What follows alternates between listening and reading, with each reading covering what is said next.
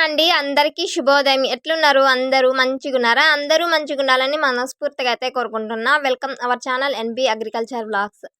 ఈ ఛానల్ ద్వారా మీకు మేమైతే ఏం చూపెడతామంటే వ్యవసాయ జీవన శైలి, పల్లెటూరు జీవన శైలి ఏ విధంగా ఉంటది అనేదైతే మీకైతే చూపెట్టేస్తాము. ఎక్కువగా వచ్చేసి వ్యవసాయ జీవన శైలి గురించే ఉంటది.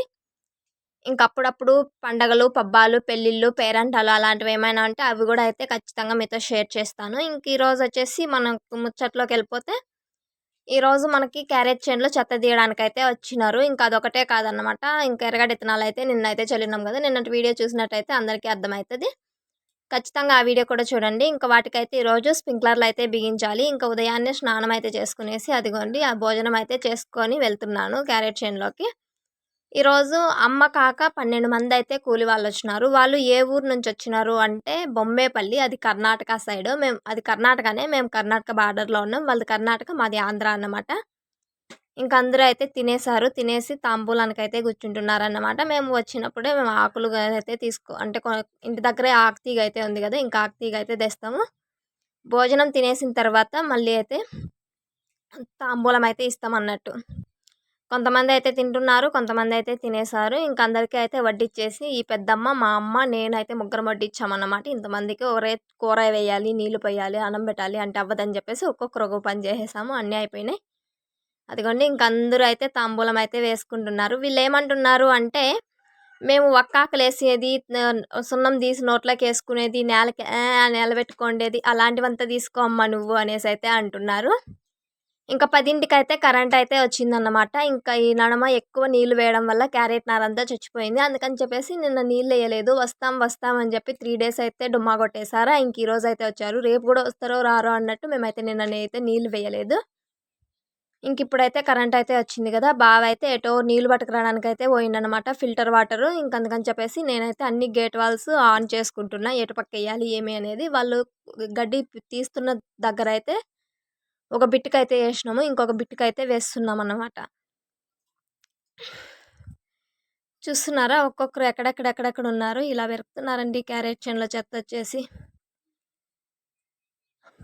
12 మంది. అంటే మధ్యాహ్నం దాకా ఉంటే 350. 7కి సాయంత్రం 5 దాకా ఉంటే 500 అన్నమాట. అయితే మనము స్ప్రింక్లర్లు బిగించాలి అన్నట్టు వాళ్ళకైతే భోజనం పెట్టేసి, నీళ్లు తెచ్చి ఆడ పెట్టేసి మనమైతే ఇంటికైతే బయలుదేరిపోతున్నామండి.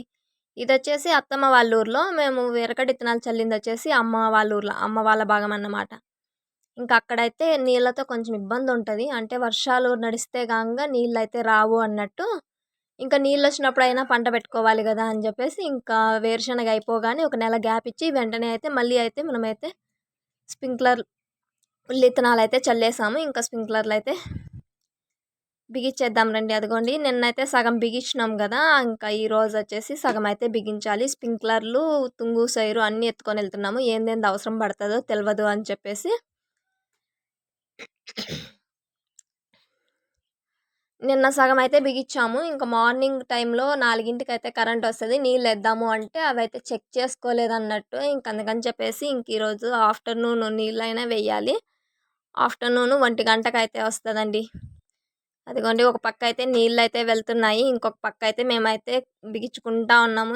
ఇదే క్లిప్స్ తీసి మీకైతే షేర్ చేద్దాం అనుకున్నాను కానీ, కాకపోతే ఎందుకు చేయలేకపోయాను అంటే అస్సలు తొందరగా కరెంట్ అయితే వచ్చేస్తది. ఆలోపు అన్నీ టకటక బిగించేసుకోవాలి అన్నట్టు అవైతే మీతో ఏది షేర్ చేయలేదు. ఇంకొక బిట్‌లో వచ్చేసి అదిగోండి స్ప్రింక్లర్ ల్యాటర్ అయితే నీట్‌గా అయితే అన్నీ ఒక లెవెల్‌గా అయితే పరుచుకుంటున్నామన్నమాట. ఈ చిన్న గేట్ వాల్స్ అన్నీ అయితే పెట్టుకునేసి, మెయిన్ పైప్ అంతా రెడీ చేసుకునేసి, ఒక పక్క బిట్టుకైతే నీళ్ళు వెళ్తున్నాయి. ఇంకో పక్క ఈ విధంగా నీళ్ళు ఎందుకేసినాము అంటే స్ప్రింక్లర్లు వేసుకోవడానికి చాలా తొందరగా జరిగిద్ది. ఎక్కడైతే తేమ ఉంటదో అక్కడైతే స్ప్రింక్లర్ వేసేసేయచ్చు అన్నట్టు. ఎక్కువ కాకుండా, తక్కువ కాకుండా ఎక్కడెక్కడైతే వాటర్ డ్రాప్స్ పడి ఉంటాయో అక్కడైతే స్ప్రింక్లర్లేస్తే చాలా తొందరగా పనైతే అయిపోతది. టైం గూడా అదే విధంగా సేవ్ అయితది అన్నట్టు. అది నేనైతే ఇదిగోండి స్ప్రింక్లర్‌లయితే ఈ విధంగా యేసుకుంటా వెళ్తుంటే మా ఆయనైతే ఆ విధంగా అయితే చెక్కించుకుంటా వస్తున్నాడు. అక్కడైతే ఒక స్ప్రింక్లర్ అయితే తిరగట్లేదంట. అవన్నీ చెక్ చేసుకుంటా ఈ విధంగా అయితే అన్నీ అయితే బిగించుకోవాలి అండి. నీళ్లు వేసినప్పుడు ఆ విధంగా తిరిగేటివి అవి, తిరగనివి అవి ఈ విధంగా అయితే అన్నీ చూసుకోవాల్సి ఉంటది. అదిగోండి ఈ విధంగా స్ప్రింక్లర్స్ నేను వేస్తా వెళ్తాను. మా ఆయన నా వెనకింటి అయితే వాటిని చెక్కించుకుంటా వస్తారు. అంటే నా పని అయితే త్వరగా అయిపోతది. ఈ స్ప్రింక్లర్లు వేసుకుంటా వెళ్ళిపోవడము. ఇంకా మా ఆయన పైపుకి చెక్కించి మళ్ళీ అదైతే నిలజెక్కాలన్నట్టు స్టిక్కు. అదైతే కొంచెం టైం పట్టిద్ది. ఈ పని అయిపోగానే వెంటనే మళ్ళీ నేను చేసే పనేందో తెలుసా? మన స్ప్రింక్లర్ లైన్‌కొచ్చేసి స్ప్రింక్లర్స్ అయితే ఆ ఊసలైతే చెక్కించుకుంటా ఎళ్ళిపోతాను. మా ఆయన నా ఎనకింటి అయితే అవి స్టిక్స్ అయితే నిలచెక్కుకుంటా అయితే వచ్చేస్తారండి. అది గూడా చూసేయండి. చూపెట్టేస్తా. మనము స్ప్రింక్లర్ సిస్టమ్ ఏదో ఉంటే చాలా ఈజీ. పంటలు బాగా అయితాయి. సాగు ఎక్కువైతది అనుకుంటాం గానీ, ఇవి తీసినప్పుడు ఒక లొల్లి, మళ్ళీ పంట పెట్టినప్పుడు బిగించేకొక లొల్లి మామూలంగా ఉండదండి బాబోయ్! చాలా ఇబ్బందయితే పెట్టేస్తా ఉంటది. ఎక్కడివక్కడైతే పెట్టేసింటామా లాస్ట్ పంటకేసినవి ఈ పంటకైతే ఉండవు అన్నట్టు. అది గూడా గొర్రెలు, మేకలు పంట అయిపోయిందనుకోండి, స్ప్రింక్లర్లున్నాయా? లేవా? తీసేసారా? లేదా? అనేది గూడా చూసుకోరు. అట్లనే దోలేస్తారు. ఇంక అవన్నీ అయితే ఇరగ్గొట్టేస్తాయి. ఈ పంటకు లాస్ట్ టైము శనగ చెట్లకు గూడా అదే విధంగా అయితే జరిగింది. ఇంక దీంట్లో స్ప్రింక్లర్లు పోయినవెన్నో, ఉన్నవెన్నో గూడా తెలవదు వేసేదాకా. ఇంకా వీటిల్లో గూడా ఎన్ని కొత్తవి మార్చాల్సుంటదో ఏమోనండి మళ్ళా. అదిగోండి ఈ విధంగా అయితే దానిలోకి చెక్కించుకుంటా అయితే మేమైతే ఈ విధంగా అయితే చెక్కించుకుంటున్నాము. ఇంతకు ముందయితే ఇంత టెక్నాలజీ అయితే రాలేదన్నట్టు. స్టిక్స్ కమ్మీలయితే వచ్చినాయి. ఇనప కమ్మీలు అని చెప్పేసి అవైతే కొట్టించుకునేవాళ్ళు. అవొచ్చేసి కాస్ట్ ఎంత అనేది నాకైతే తెలవదు గానీ, ఎందుకంటే మేమైతే కొనలేదు. ఇంకా ఆ తర్వాత అదిగోండి ఈ ప్లాస్టిక్ స్టిక్స్ అయితే వచ్చినాయి. ఇవొచ్చేసి రూ. 10 ఏమో పడిందండి ఒక స్టిక్ వచ్చేసి. ఇంకా అవైతే తెచ్చుకున్నామా, ఇంక అన్నీ అయితే బిగించేసాము స్ప్రింక్లర్లు. ఇంకొక పక్క అయితే నీళ్ళు వెళ్తున్నాయి. ఇక్కడ అమ్మ ఏమో ఏం పెడుతుందో తెలుసా? ఎర్రగడ్డలయితే పెడుతుందండి. చిన్న ఎర్రగడ్డలు. మా దగ్గర ఇప్పుడు అవైలబుల్‌లో ఉన్నది చిన్న ఎర్రగడ్డలు, తెల్లగడ్డలు, అనుములు, మెంతి, ఆవాలు, ఉద్దులు, ఇంకోటేదో మర్చిపోయానే, శనుగులు. ఇవైతే ఉన్నాయండి అవైలబుల్‌లో. రైతు పండించిన పంటని డైరెక్ట్‌గా మనమే అమ్ముకుంటే మనకేదో కొంచెం మనం పడ్డ కష్టానికి ఫలితమైతే ఉంటది. మధ్యస్థులు, దళారులు అనుకుంటా ఉంటే కష్టం చేసిందేమో మనది, సొమ్మొకటిది, సోకొకటిది అన్నట్టు ఉదయాన్నే లేచి తెల్ల బట్టలేసుకొని చక్కగా ముస్తాబయ్యి ఊర్లెంబడి పోయి కొనుగొని మళ్ళీ వాళ్ళు ఎగస్ట్రా రేట్లకైతే అమ్ముకుంటారండి. మా దగ్గర 20కి, 30కి కొంటే వాళ్ళు 50, 60 అమ్ముకుంటారు.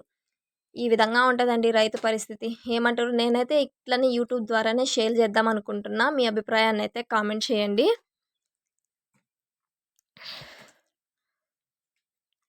అమ్మ ఆ పక్క తాక్కి ఏమేస్తారు అని అయితే అడుగుతుంది. స్ప్రింక్లరా? డ్రిప్పా? అనేసి. ఇంకా దానికి గూడా అయితే స్ప్రింక్లరే వేయాలి. శనగ చెట్లకంటే డ్రిప్ వేసినాం గానీ, ఆ డ్రిప్ ఈ పంటకైతే పనికిరాదు. నీళ్ళైతే కారవన్నట్టు. అందుకని చెప్పేసి స్ప్రింక్లర్‌లయితే వెయ్యాలండి. ఇప్పుడు ఈ పలుగు తగిలించుకుంటున్నాము. ఎందుకు అంటే ఇది మంది కాదు అని చెప్పినాను గదా! నిన్నటి వీడియోలోనే. ఇంక వాళ్ళైతే ఫోన్ చేసినారంట కావాలి అని చెప్పేసి. ఇంక వాళ్ళకి పట్టుకొని ఎళ్ళిపోయి ఇచ్చేసేద్దాము అన్నట్టు. ఇంకెట్లనో ఊరి దగ్గర క్యారెట్ చేనులో ఒక గడ్డి గూడా కుప్పలు కుప్పలయితే పడింది. అది గూడా ఎత్తేసేయాలి అని జెప్పేసి ఇంకా అయితే మనం క్యారెట్ చేను దగ్గరకైతే వచ్చేసాము. ఈ క్యారెట్ చేనులోకి ఈరోజు 12 మందయితే వచ్చినారు గదా! 12 మందికి 350తో ఎంతయితదో మీరే చెప్పండి. ఇంక భోజనం అయితే అంటారా? ఇంక భోజనం మా పక్కయితే ఎవరికైతే కూలికి పనికి పోతామో ఎవరికైతే కూలి పనికి వెళ్తామో వాళ్ళే అయితే భోజనం వండి పెట్టాలి. ఎంతమందొచ్చినా గూడాను. 12 మంది రాని, 20 మంది రాని, 30 మంది రాని, 40 మంది రాని ఎంతమందొచ్చినా గూడా మనమే అయితే వండి పెట్టాలి అన్నట్టు. ఇంకా 2 పూటలు అయితే ఉంటారా? ఈవినింగ్ దాకా ఉంటే మధ్యాహ్నం గూడా మళ్ళీ అయితే చేయాల్సుంటది. ఈ కొత్తినికొచ్చేసి మధ్యాహ్నం వరకే ఉంటారంట. వాళ్ళకి మళ్ళీ ఏదో టమాటా పగిరి నాటేదైతే ఉంది అని చెప్పేసి ఇంకైతే వెళ్ళిపోయారు.